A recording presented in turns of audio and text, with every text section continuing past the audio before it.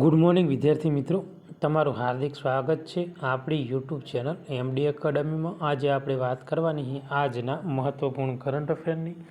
આ current affair ગુજરાતની બધી જ એક્ઝામ માટે મોસ્ટ ઇમ્પોર્ટન્ટ છે। તો શરૂઆત કરીશું મિત્રો। તો હાલમાં એસબીઆઈના રિપોર્ટ મુજબ કયા રાજ્યમાં જે સક્રિય જીએસટી કરદાતાઓની સંખ્યા સૌથી વધુ છે? તો મિત્રો જવાબ આવશે ઉત્તર પ્રદેશ। અને ઉત્તર પ્રદેશ મિત્રો ભારતનું આપણું સૌથી મોટું રાજ્ય છે, બરાબર। વિસ્તારની દૃષ્ટિએ તો નહીં પણ વસ્તીની દૃષ્ટિએ ગણો તો બરાબર। તો આજે આ મિત્રો યુપી છે મિત્રો, તો એમાં જે આ જીએસટી કરદાતા છે એની સંખ્યા સૌથી વધુ છે। કેટલી છે? તો 13.2%। કેટલી વસ્તી છે? 13.2%। તો યાદ રાખજો, મોસ્ટ ઇમ્પોર્ટન્ટ ક્વેશ્ચન છે। હાલમાં ભારતીય વાયુસેનામાં મિત્રો જે MiG-21 ફાઇટર જેટ છે એ ક્યારે નિવૃત્ત કરાશે? તો મિત્રો સપ્ટેમ્બર 2025 સુધીમાં જે આ MiG-21 જે ફાઇટર જેટ છે ને એને નિવૃત્ત કરવાની જાહેરાત કરવામાં આવેલી છે। તો મિત્રો આ જે ભારતીય વાયુસેનામાં જે MiG-21 જે ફાઇટર જેટ છે ને એને સપ્ટેમ્બર 2025માં તબક્કાવાર નિવૃત્ત કરવાનું છે।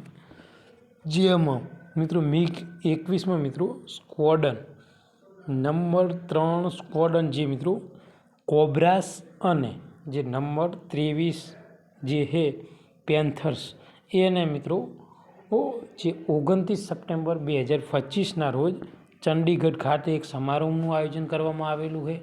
આ સમારોહમાં ઔપચારિક રીતે મિત્રો તેને નિવૃત્ત જાહેર કરવામાં આવશે। અને આ જેટ છે મિત્રો એ 62 વર્ષ સુધી એ સમયથી ભારતીય જે વાયુસેના છે મિત્રો એમાં તેને સેવા આપી છે। એટલે એની જગ્યાએ મિત્રો જે તેજસ MK-1A નામનું વિમાન રહ્યું ને એ સ્થાન લેવાનું છે। તો યાદ રાખજો, MiG-21 જે ફાઇટર જેટ છે એનું રિપ્લેસમેન્ટ કોણ કરવાનું છે? તેજસ MK-1A। ઓકે, તો જેટલા પણ વિદ્યાર્થી મિત્રો આપણી યુટ્યુબ ચેનલમાં નવા હોય તો પહેલાં તો આપણી ચેનલને સબસ્ક્રાઈબ કરી લો, જેથી કરીને કરંટ અફેરના તમને બધા વિડીયોની નોટિફિકેશન મળી રહે। આ ઉપરાંત આપણી જે ટેલિગ્રામ ચેનલ છે એમાં જોઈન થઈ જાઓ, જેથી કરીને તમને કરંટ અફેરની PDF મળી રહે અને ડેલી જે કરંટ અફેર છે એની ટીન્સ પણ તમે મિત્રો આપી શકો। તો આગળ વધીશું। મોસ્ટ ઇમ્પોર્ટન્ટ ક્વેશ્ચન છે મિત્રો કે હાલમાં કારગિલ શહીદોની માનમાં મિત્રો કયા રાજ્યએ શૌર્ય વાટિકા સ્થાપિત કરવામાં આવશે? તો મિત્રો રાજસ્થાને આ મહત્ત્વપૂર્ણ નિર્ણય લેવામાં આવેલો છે। તો વાત કરવાની છે મિત્રો કારગિલ શહીદો। તો મિત્રો જે આ કારગિલ વિજય દિવસ આપણે ક્યારે ઉજવીએ છીએ? તો 26 જુલાઈના દિવસે મિત્રો આપણે કારગિલ વિજય દિવસ ઉજવીએ। શા માટે? તો 26 જુલાઈ મિત્રો અને 1999ના રોજ ભારત અને પાકિસ્તાન વચ્ચે યુદ્ધ થયું હતું। જે જમ્મુ કાશ્મીરનું કારગિલ છે ને ત્યાં ઓપરેશન વિજય હેઠળ મિત્રો ભારતે કબજો કર્યો હતો અને આ યુદ્ધમાં ભારતનો વિજય થયો હતો। અને જે ભારતની જે ભારતીય સેના છે મિત્રો એના શહીદોની માનમાં, વિજયની માનમાં આપણે 26 જુલાઈને આપણે કારગિલ વિજય દિવસ તરીકે ઉજવીએ।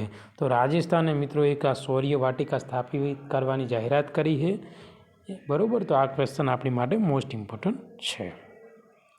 હાલમાં મિત્રો women's tennis association single match જીતનાર બીજી સૌથી મોટી ઉંમરની મહિલા કોણ બની છે? તો બીજી સૌથી મોટી ઉંમરની મહિલા બની છે મિત્રો વિનમ્સ વિલિયમ। આ કેટલા વર્ષે મિત્રો તેને ટાઇટલ જીત્યું છે? 45 વર્ષે। અને પ્રથમ પૂછે તમને તો મિત્રો આપ યાદ રાખજો માર્ટિના મિત્રો પ્રથમ પૂછે ને તો માર્ટિના યાદ રાખજો, જેને 47 વર્ષે મિત્રો આજે વુમન્સ ટેનિસ સિંગલ ટાઇટલ જીતેલું છે। તો એ મોસ્ટ ઇમ્પોર્ટન્ટ ક્વેશ્ચન છે, આવનારી એક્ઝામમાં 100% પૂછાઈ શકે। ઓકે, તો મિત્રો જે માર્ટિના છે મિત્રો એને 2004માં 47 વર્ષે મિત્રો ટાઇટલ જીત્યું હતું। અને મિત્રો જે વિનસ વિલિયમ્સ છે એને 45 વર્ષે મિત્રો આ ટાઇટલ જીતેલું છે। અને VTA ફૂલ ફોર્મ છે વુમન્સ ટેનિસ એસોસિએશન।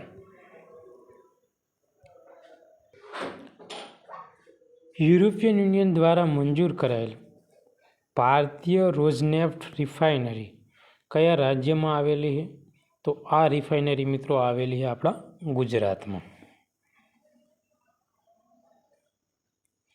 તો યુરોપિયન યુનિયન દ્વારા મંજૂર કરાયેલ ભારતીય રોઝનેફ્ટ રિફાઇનરી ગુજરાતમાં આવેલી છે.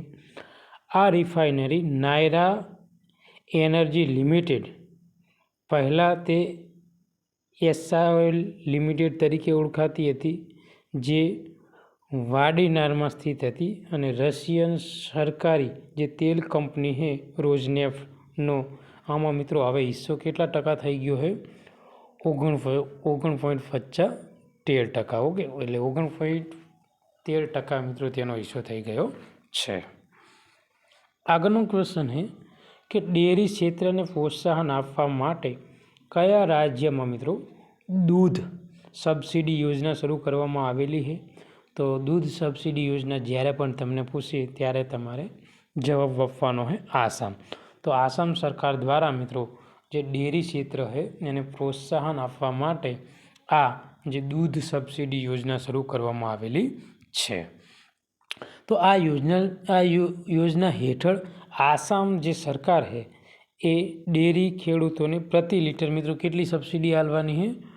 5 રૂપિયાની સબસિડી આપશે. આનો હેતુ શું છે કે દૂધ ઉત્પાદનને પ્રોત્સાહન આપવાનું, ખેડૂતોની આવકમાં મિત્રો વધારો કરવાનો અને ગ્રામીણ ડેરી ક્ષેત્રે ક્રાંતિ લાવવા માટે આ મહત્વપૂર્ણ નિર્ણય આસામ સરકાર દ્વારા લીધો છે.